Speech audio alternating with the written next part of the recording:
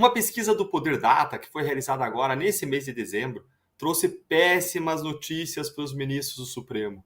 A avaliação positiva do tribunal caiu de 31% para 12% em apenas 2 anos. 2 anos, gente. E vejam só, 31% já era uma aprovação muito baixa para qualquer instituição. Mas 12%? 12% quer dizer que a imagem do Supremo foi para o lixo, está no esgoto.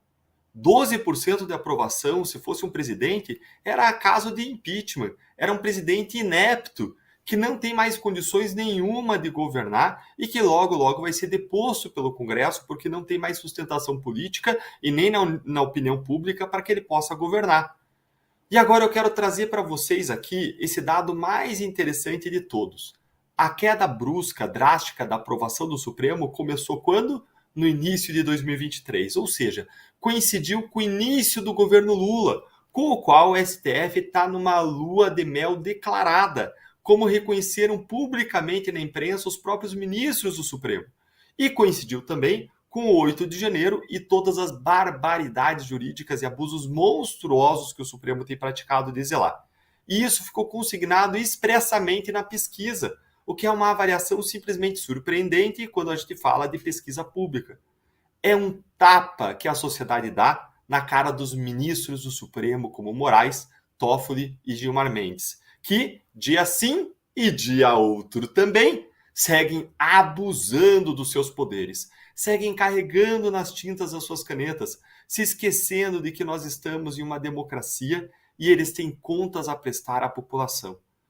Percebam também que essa destruição da avaliação positiva do Supremo aconteceu no período em que o Toffoli se dedicou com todas as suas forças a obliterar, a destruir de vez o que sobrou da Lava Jato, anulando dezenas de condenações e processos, anulando provas, suspendendo multas bilionárias às empresas que confessaram corrupção e que fizeram acordo de leniência.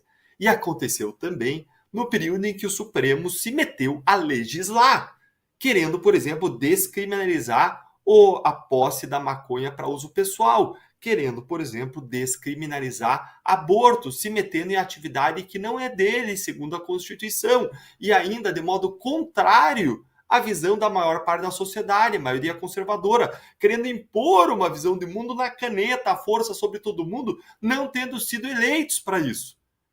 E aí agora vamos para outra ponta.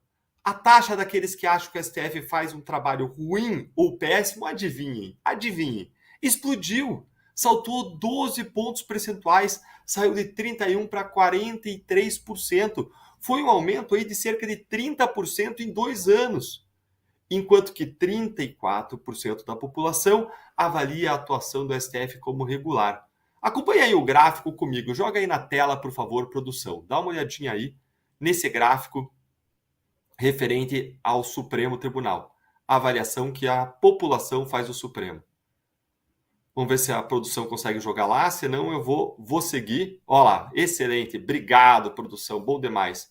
Enquanto você olha aí esse gráfico na sua tela, enquanto você acompanha, eu quero ler para vocês a conclusão do Poder 360, que foi o órgão que encomendou essa pesquisa, a respeito de por que a avaliação positiva do Supremo desabou e por que a avaliação negativa explodiu. Acompanhe aqui comigo, porque isso é impagável, não tem preço. Enquanto você olha e entende as curvas, ouve aqui. O que disse o Poder 360? Ele diz o seguinte: as curvas do gráfico acima indicam que a piora gradual da percepção dos brasileiros sobre a atuação dos ministros do STF coincide com a chegada do presidente Lula ao Planalto e com o recrudescimento de ações da corte contra as pessoas acusadas de golpe, tanto em atos do 8 de janeiro, quanto mais recentemente no plano para matar Lula, vice-presidente Geraldo Alckmin e o ministro do STF Alexandre de Moraes. A queda da percepção positiva do desempenho do Supremo também se dá no fim da presidência de Rosa Weber e durante o comando de Roberto Barroso, que assumiu a corte em setembro de 23. Durante as duas gestões, o STF tem discutido temas sensíveis como aborto, drogas, responsabilização de jornais e regulação de Big Techs. É isso aí, gente. Pode tirar da tela. Traduzindo, ministros, o povo brasileiro está cansado de ativismo judicial, está cansado de voluntarismos, está cansado de censura, está cansado de abusos, está cansado de uma corte que não cumpre o seu papel e avança sobre o papel das outras. Está cansado com a condescendência de vocês de acharem que são iluminados e precisam conduzir uma população de ignorantes ao progresso. Tão cansados do identitarismo woke insuportável que vocês abraçaram. Tão cansados da perseguição à direita, enquanto a esquerda, inclusive a esquerda criminosa e corrupta, pode tudo.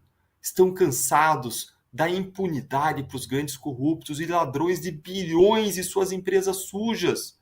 Estão cansados dos abusos monstruosos, das ilegalidades do Alexandre de Moraes. Estão cansados de verem 11 pessoas não eleitas decidindo os rumos do país, entrando em tudo, metendo seu nariz em tudo, atropelando tudo e todos sem qualquer transparência, responsabilização, prestação de contas, sem eleição deles, sem prestação de contas a cada 4 anos, sem accountability. Estão cansados de ver ministros como Gilmar Mendes todo dia violando a lei da magistratura, lá na televisão, dando entrevista, antecipando julgamentos, xingando adversários, dando pitaco em pacote de gastos do governo.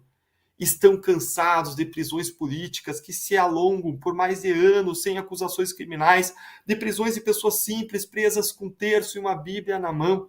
Os brasileiros estão cansados, cansados, ninguém aguenta mais. Vocês vão captar a mensagem ou vão continuar se fazendo de surdos?